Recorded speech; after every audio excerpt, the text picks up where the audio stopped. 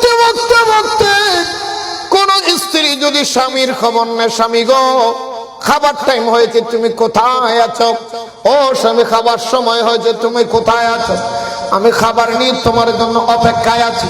আমার রাসূল বলে, স্ত্রী যতক্ষণ খাবার টেবিলের মধ্যে খাবার নিয়ে স্বামীর জন্য অপেক্ষা করবে, যতগুলি নিঃশ্বাস পড়বে, প্রতি নিঃশ্বাসে নিঃশ্বাসে মহিলার আমল নামা আল্লাহ 2 রাকাত নফল নামাজের সওয়াব দিবে।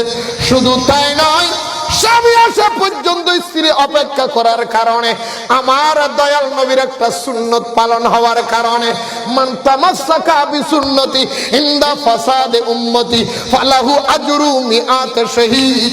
আমার রাসূল বলে, আখির যুগের মধ্যে, ফাসাদের যুগের মধ্যে আমি রাসূলের একটা সুন্নত যদি কোন মানুষ পালন করে, আল্লাহ তার আমল নামায় 100 শহীদের সওয়াব দিবে। আমার রাসূল বলে, বিবি তুমি যে তোমার স্বামীর জন্য অপেক্ষা করে রইলা খাবার নিয়ে, তোমার প্রতিটা নিঃশ্বাসে নিঃশ্বাসে নফল নামাজের সওয়াব হয়েছে, এবং তোমার স্বামীর খাবার টেবিলে বসার কারণে তোমার 100 শহীদের সওয়াব আমল নামায় দিয়েছে। এবং শুধু তাই না, আল্লাহ কুদরতের মাধ্যমে তোমরা স্বামী স্ত্রীর ভিতরে মুহাব্বত বেড়ে যাবে।